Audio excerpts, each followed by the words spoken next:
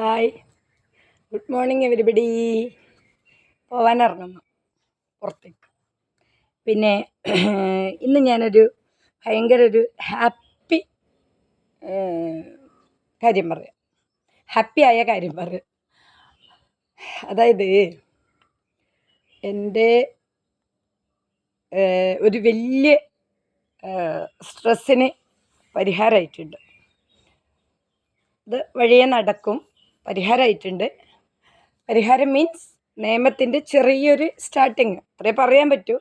പല സ്വാധീനവും പല പല പ്രസ്സിങ്ങും ഉള്ളൊരു ലോകമാണ്. VIP മാത്രം ജീവിക്കാൻ പറ്റുന്ന ലോകമാണ്. സാധാരണക്കാരെ വോയിസിന് ഒരു വിലയില്ലാത്ത ലോകമാണ്. എന്നാലും എന്നെക്കൊണ്ട് പറ്റുന്ന വിധത്തിൽ ഇങ്ങനെ നീങ്ങുന്നു, അത്രയേ ഉള്ളൂ. എന്നാലും അതിലെന്തെങ്കിലും ഒരു ചെറിയ പോയിൻ്റ് നമുക്ക് കാണിക്കാൻ പറ്റി, പബ്ലിക്കിൻ്റെ മുന്നിൽ കാണിക്കാൻ പറ്റി എന്നുള്ളത് വലിയൊരു കാര്യമല്ലേ.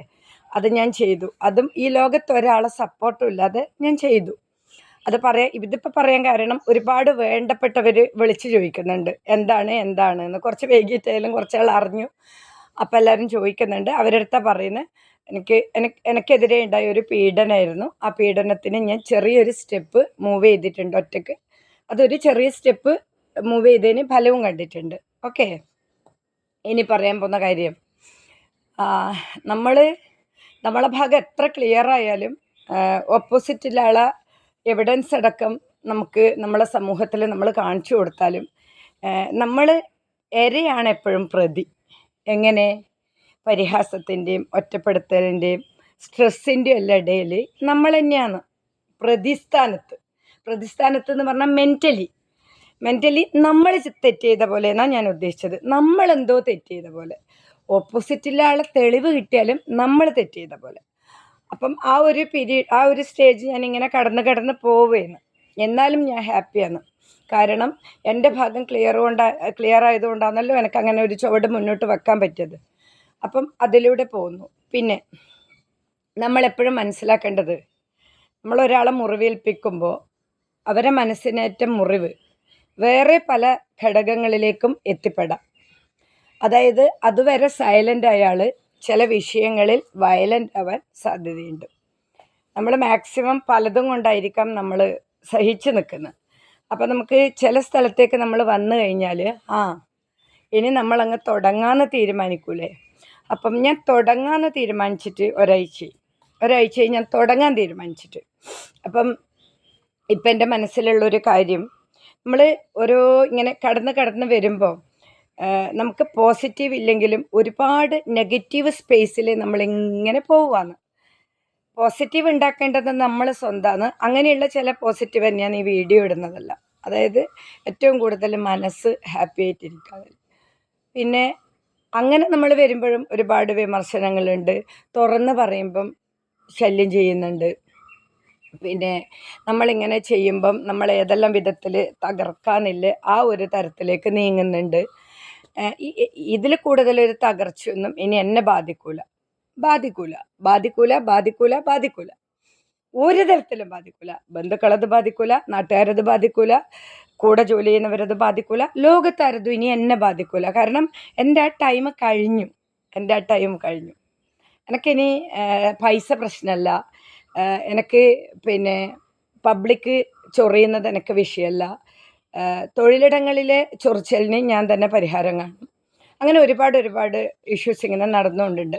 എന്നെ ഒന്നും പിരിച്ചുവിടാനോ എനിക്കെതിരെ ആക്ഷൻ എടുക്കാനൊന്നും ഒരുത്തനും യോഗ്യത ഇല്ലവനായിരിക്കും ആദ്യം പുറത്തേക്ക് വരിക, പബ്ലിക്കിലേക്ക് വരിക. യോഗ്യത ഉണ്ടെന്ന് അവകാശപ്പെടുന്നവരായിരിക്കും പുറത്തേക്ക് വരിക. അത് സൂക്ഷിച്ച് കഴിച്ചാൽ നിങ്ങൾക്ക് നല്ലത്. പിന്നെ ഇന്ന് എനിക്കൊരു കുറേ കാലങ്ങളായിട്ടുള്ള ഒരു ആഗ്രഹമാണ്, ഒരു മീറ്റു വേണമെന്ന്. അപ്പം അത് പത്രസമ്മേളനം വിളിച്ച് നടത്തണോ? പത്രസമ്മേളനമായാലും VIPസിൻ്റെ കാര്യത്തിലൊക്കെയാണെന്ന് തോന്നുന്നു മീഡിയാസ് കൂടുതൽ ഇമ്പോർട്ടൻസ് കൊടുക്കുന്നത്. സാധാരണക്കാരുടെ കാര്യത്തിന് ഈ മറ്റേ ചാനൽ പോലെയുള്ളവർ വലിയ ഇമ്പോർട്ടൻസ് കൊടുക്കുന്നില്ല. പേപ്പർ അവർ പണ്ടും ഇന്നും വായന പ്രധാനമാണ്, അവർ സഹകരിക്കുന്നുമുണ്ട്. ഈ വലിയ മീഡിയാസ്, ഈ നമ്മളാണ് ഫസ്റ്റ് കൊടുത്തത്, നമ്മളാണ് റേറ്റിങ്ങിൽ മുന്നിൽ നിന്ന് വാദിക്കുന്നവരൊന്നും സത്യസന്ധമായ കാര്യത്തിന് വിളിക്കുമ്പം വലുതായിട്ട് പ്രതികരിക്കുന്നില്ല. എന്താ കാരണം എന്നറിയില്ല, അതവർക്കേ അറിയൂ. ഇനി ഞാനും അങ്ങനെ നമ്മൾ പറയുന്നില്ല. അപ്പം അങ്ങനെയുള്ള കാര്യമേ ഉള്ളൂ. അപ്പം എൻ്റെ ഒരു വലിയ ആഗ്രഹം എന്താണെന്ന് വെച്ചാൽ എനിക്കൊരു മീറ്റു വേണമെന്നുണ്ട്. മീറ്റുവിൽ പിന്നെ നമ്മൾ അതെയോ അയാളോ എന്ന് ചോദിക്കുന്ന ആളേ ഉള്ളൂ. അവനാണോ, അങ്ങനെയുള്ളവരില്ല. അയാളുണ്ടോ എന്ന് ചോദിക്കാൻ പറ്റുന്നവരെ മീറ്റുവിലൊക്കെ ഉള്ളൂ. അപ്പം ഒരു മീറ്റു പ്രതീക്ഷിക്കാം, തീർച്ചയായിട്ടും ഒരു മീറ്റു ഉണ്ടാവും. അത് എപ്പോൾ വേണം, എങ്ങനെ വേണം എന്നേ ഉള്ളൂ. പിന്നെ പേരൊന്നും എഴുതി വെക്കേണ്ടതോ ഓർക്കേണ്ടതായ ആവശ്യങ്ങളൊന്നുമില്ല. അടിച്ചാക്ക് മറക്കും, കൊണ്ടാക്ക് മറക്കൂല എന്ന് പറഞ്ഞ പോലെ എല്ലാം ഇവിടെ തന്നെ ഉണ്ട്, ഇതിൻ്റെ ഉള്ളിലുണ്ടല്ല. അപ്പോൾ ഇതിൻ്റെ ഉള്ളിലുള്ള സാധനം പുറത്തേക്ക് എടുക്കുക എന്നുള്ള ഒരു ചടങ്ങ് മാത്രമേ എൻ്റെ മുന്നിലുള്ളൂ. അല്ലാതെ വേറെ ഒരിടത്തും പരിധി പോവാനോ ഒരു എവിഡൻസിന് പോവാനോ ഒന്നുമില്ല.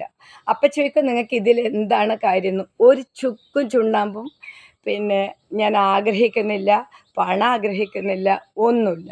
പക്ഷേ ചില മാന്യ മുഖങ്ങളെ ഒന്ന് പുറത്തേക്ക് കൊണ്ടുവരാൻ ഭയങ്കര ആഗ്രഹം.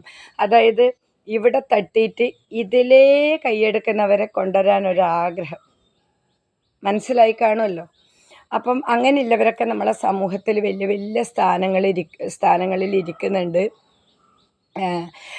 പിന്നെ സാധാരണക്കാർക്കൊപ്പം ഒന്ന് പ്രസംഗിക്കുന്നുണ്ട്. ഒരുപാട് കാര്യങ്ങൾ ഇവിടെ നടക്കുന്നുണ്ട്.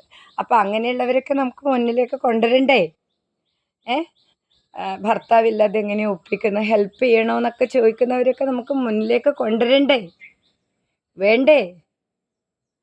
നിങ്ങൾ പറഞ്ഞാൽ മതി വേണോ വേണ്ടയോന്ന്. അത് എവിടെയുള്ളവരെയാണ് വേണ്ടതെന്നും കൂടി പറഞ്ഞാൽ മതി. എവിടെയുള്ള VIPസിനെയാണ് വേണ്ടത്? ജോലി സ്ഥലത്തുള്ള VIPs വേണോ? നാട്ടിലെ VIPs വേണോ? തടകാൻ തയ്യാറായ ഏത് VIPസിനെ നിങ്ങൾക്ക് വേണമെന്ന് നിങ്ങൾ പറഞ്ഞോളൂ, ഞാൻ പറയാം. ഞാൻ നല്ല ഭംഗിയായിട്ട് പറഞ്ഞുതരാം. കുറച്ച് അതിലെന്തൊക്കെയോ വരും, വിഷമിക്കരുത്. കേൾക്കാൻ നിങ്ങളും കൂടി തയ്യാറാണെങ്കിൽ പറയാൻ ഞാനും തയ്യാറാണ്. തടകൽ വീരന്മാരെല്ലാം ഉണ്ട് നമ്മളെ നാട്ടിൽ. സ്നേഹം തടകലിലൂടെ പ്രകടിപ്പിക്കുന്നവരുണ്ട്. സ്നേഹത്തിന് പല വേർഷനുണ്ട്. അതൊരാളെ ശരീരത്തിൽ തടകിയിട്ടാണെന്നുള്ളത് എനിക്കറിയില്ല. അപ്പം അങ്ങനെ തടകൽ ഏറ്റുവാങ്ങുന്നത് നമ്മൾ പ്രതീക്ഷിക്കാതെയാണ്. ഇങ്ങനെ പല ലേഡീസിന് അനുഭവം ഉണ്ടാവും, പ്രതീക്ഷിക്കാതെ. ഇപ്പോൾ ഒരു മരണ വീട്ടിലേക്ക് വരുന്നു, നമ്മളെ വീട്ടിൻ്റെ അടുത്ത് വണ്ടി പാർക്ക് ചെയ്യുന്നു.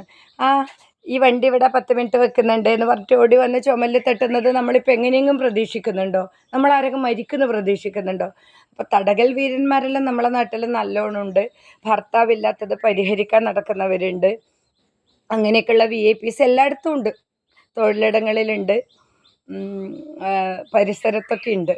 അപ്പം ഇതൊക്കെ പറയാനാണ് ഇനിയത്തെ ആഗ്രഹം. അതൊരു മീറ്റുമായിട്ട് എടുക്കുന്നെങ്കിൽ മീറ്റുമായിട്ട് എടുക്കുക, അല്ലെങ്കിൽ വേറെ എന്തെങ്കിലും 2 ആയിട്ട് എടുക്കുന്നുണ്ടെങ്കിൽ നിങ്ങൾക്ക് 2 ആയിട്ട് എടുക്കുക. പക്ഷേ പേര് പറഞ്ഞിട്ട് ചെയ്യണമെന്നുണ്ട്. അപ്പോൾ പേര് പറയുന്നതിനുള്ള പരിമിതി ഞാനൊരു ലീഗൽ പിന്നെ അഡ്വൈസ് തേടിക്കൊണ്ടിരിക്കുന്നു.